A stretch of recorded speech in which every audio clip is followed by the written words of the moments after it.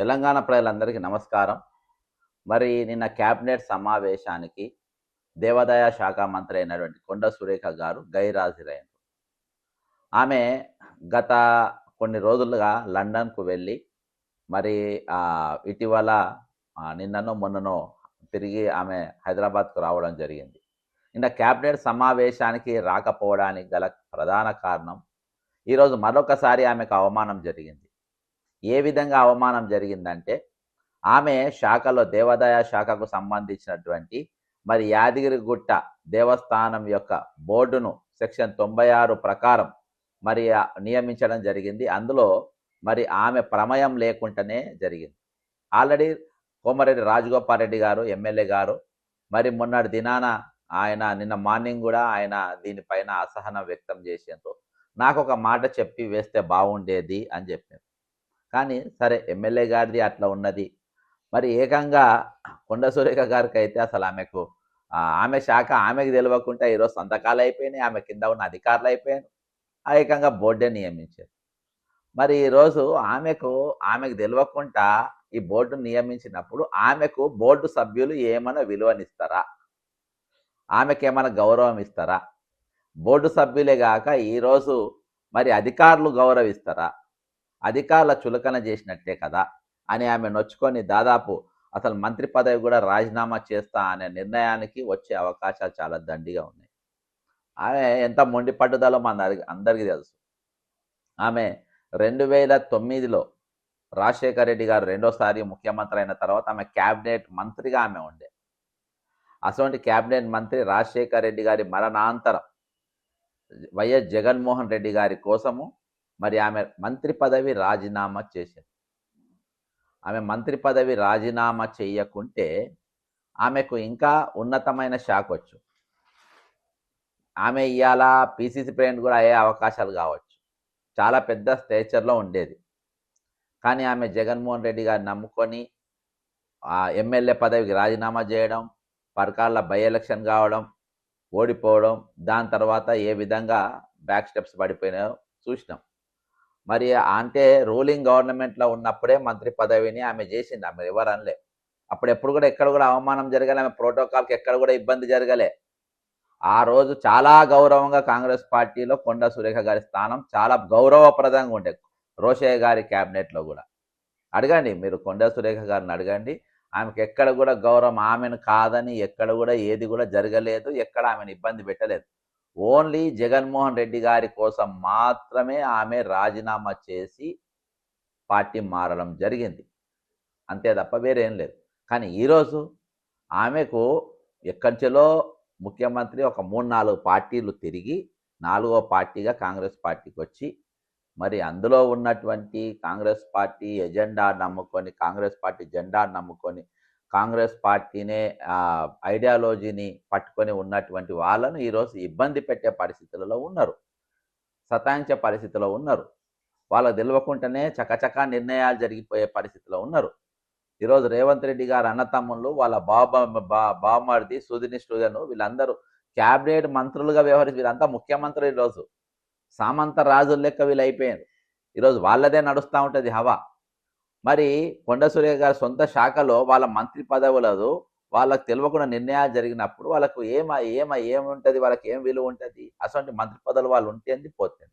నేనైతే సురేఖ గారికి నన్ను అడిగితే మాత్రం రాజీనామా చేయని అడుగుతాను.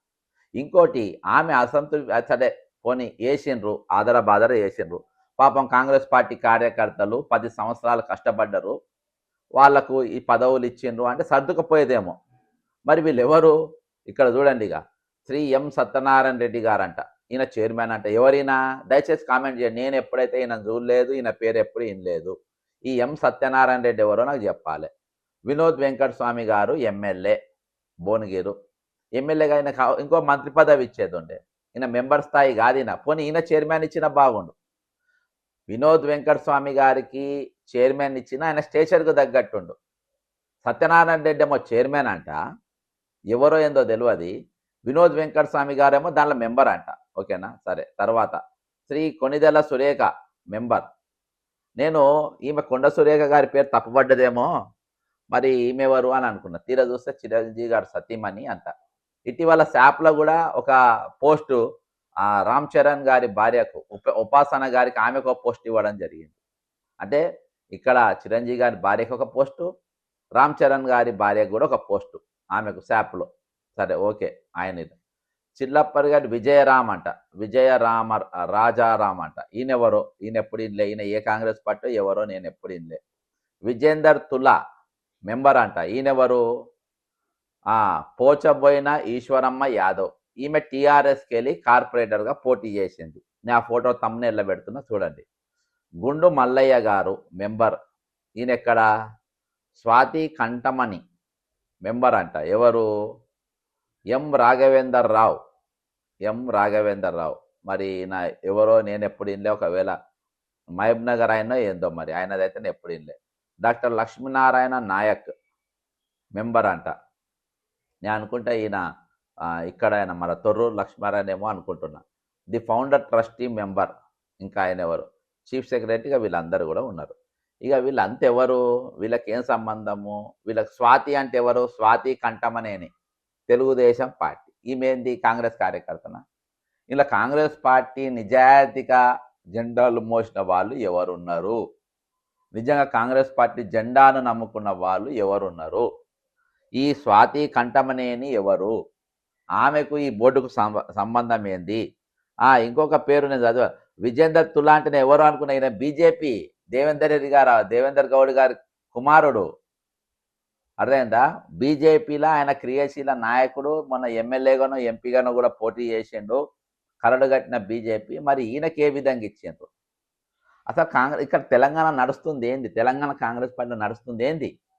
మరి దీంతో కొండ సురేఖ గారు ఏ విధంగా మరి ఇటువంటి వ్యక్తులను, విజేందర్ తులా ఎవరు, కొన్నిద్దల సురేఖ గారు ఎవరు, మరి గంట కట్టమనేని స్వాతి గారు ఎవరు, మరి వీళ్ళని తీసుకొని వచ్చి ఈ బోర్డులో పెట్టే అవసరం ఏముంది? సరే వీళ్ళను ఏ పైసలు ఉన్నాయానో, లేకుంటే మీకు బీజేపీకి ఉన్న దోస్తానా, టీడీపీకి ఉన్న దోస్తానా వల్ల పెట్టొచ్చు. మరి ఏకంగా బీజేపీలో మెంబర్ సభ్యత్వం ఉండి బీజేపీ నాయకునిగా చెలామణి అవుతూ బీజేపీ ఎన్నికల్లో పోటీ చేసినటువంటి వ్యక్తిని ఏ విధంగా తీసుకొని వచ్చి పెడతారు? ఎవడెందుకు అడుగుతలేరు దీని మీద? ఎవడెందుకు మాట్లాడతలేరు? ఈరోజు కోమరెడ్డి వెంకరెడ్డి గారు మీరు ఇమ్మీడియట్ రాజీనామా చేయాలి. దీనికి మీరు ఇమ్మీడియట్ రాజీనామా చేయాలి. నీ జిల్లాల నీకు తెలిసినా తెలియకున్నా ఈరోజు కాంగ్రెస్ పార్టీ నాయకులను పక్కన పడేసి ఇటు ఎట్లా పెట్టినరు? ఈరోజు కాంగ్రెస్ నాయకులను ఎవరినన్నా, ఆంధ్రాలో ఉన్న కాంగ్రెస్ నాయకు టీటీడీ బోర్డు మెంబర్గా ఎవరన్నా నియమించిందా సార్? చంద్రబాబు నాయుడు ఎవరన్నా వేసిండా? కాంగ్రెస్ పార్టీ కార్యకర్తలను ఎవరినన్నా, కాంగ్రెస్ పార్టీ నాయకులను ఎవరినన్నా టీటీడీ బోర్డు మెంబర్గా ఎవరన్నా వేసిండా? ఒక్కరినే వేసిండా? మరి అక్కడ ఆయన అయినప్పుడు మరి ఇక్కడ నువ్వెందుకు వేసినావు? నీకేం పని? నువ్వు దేనికోసం వేసినావు? ఇప్పుడు చాలా బోర్డులు ఉన్నాయి. బీజేపీ అధికారంలో ఉన్న జాగాలు ఎక్కడైనా కాంగ్రెస్ పార్టీలు వేసిండ్రా?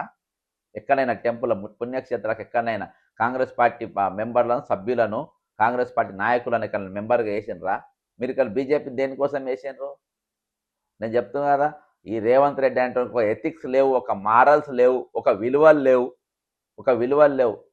నేను చూసిన ముఖ్యమంత్రులలో ఈ 36 సంవత్సరాలలో 34 సంవత్సరాలు కాంగ్రెస్ పార్టీలో 2 సంవత్సరాలు యాక్టివిటీస్గా నేను ఉంటున్నా, ఎప్పుడు కూడా ఇంత చీఫ్ మినిస్టర్ నేను చూడలే.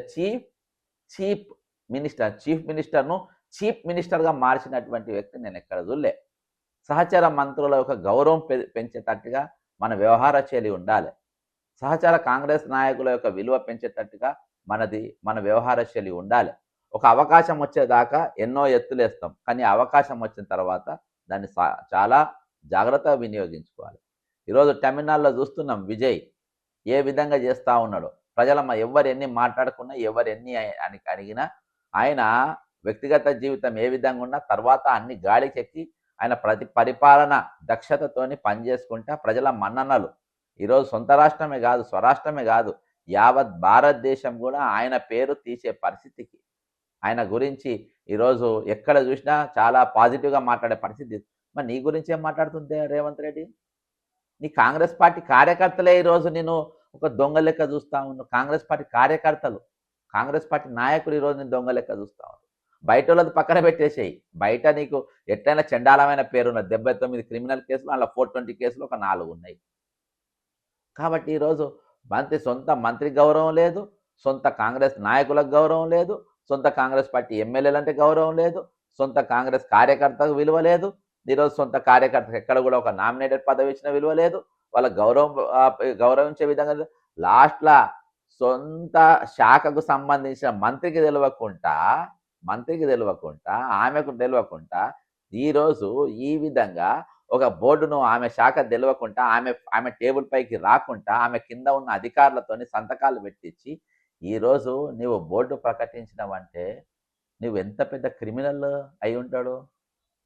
కాబట్టి ఈరోజు కొండ సురేఖ గారు మరి నిన్న క్యాబినెట్ మీటింగ్‌కు పోయినా పోకున్నా, ఇయాల రేపున్నా ఉండకున్నా గౌరవం లేని చోట ఉండడం వ్యర్థము. గతంలో అర్ధరాత్రి ఒక మహిళా మంత్రి ఇంటికి పోలీసులను పంపిండ్రు.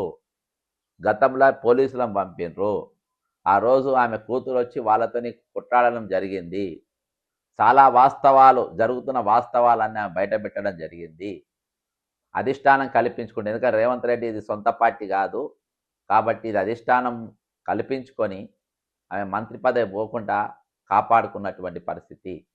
కానీ ఈరోజు రేవంత్ రెడ్డి తన దుశ్చర్య వల్ల ఈరోజు కాంగ్రెస్ పార్టీ కార్యకర్తలు రావాల్సిన గుర్తింపు అండగదొక్కిండు.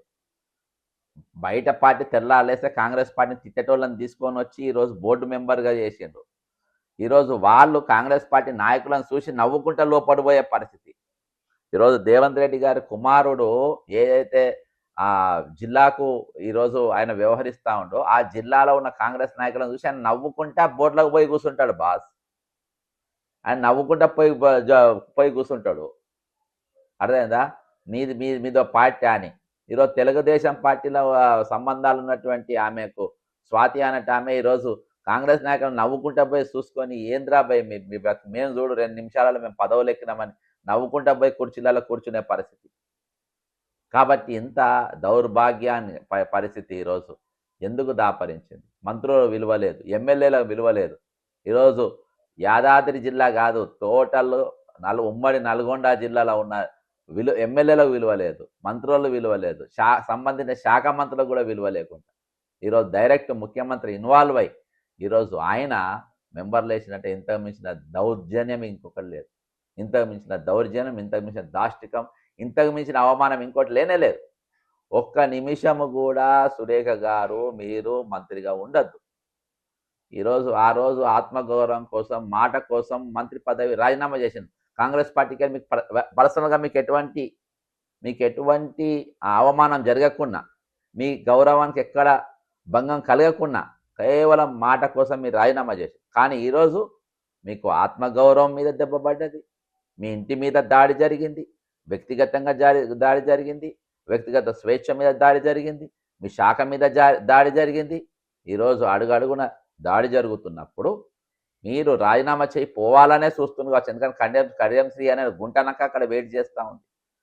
కడియం శ్రీ అనే గుంటనక్క ఏ విధంగానే మంత్రి పదవి నేను కైవసం చేసుకోవాలని చూస్తూ ఉంది. కాబట్టి ఆమెకు తెలియకుండా శాఖేస్తే ఆమె రాజీనామా చేసి పోతే వచ్చాను కూర్చుంటా అనే ఆలోచనతోని ఈరోజు ఆ గుంటనక్క కూకున్నట్టు ఉన్నది. కాబట్టి ఆ గుంటనక్క గతంలో చాలామంది దొక్కి, ఈ గుంటనక్కలంతా పెద్ద గుంటనక్క దగ్గర ట్రైనింగ్ అయ్యి వచ్చిన గుంటనక్కలి. కాబట్టి ఏదేమైనా కానీ ఎవరైనా మంత్రిగా ఆత్మగౌరవం లేని కాడ, మనకు గౌరవం లేని కాడ అక్కడ ఉండడం వ్యర్థం. ఈరోజు క్యాబినెట్ మీటింగ్ మీరు గైరాజులని తెలిసింది. అదేవిధంగా మంత్రి పదవి కూడా రాజీనామా చేస్తే బాగుంటుందని చెప్పేసి నేను సూచిస్తున్నా. ఏది ఏమైనప్పటికీ తెలంగాణలో అప్రజాస్వామ్యం అనేది భయంకరంగా తాండవిస్తూ ఉంది.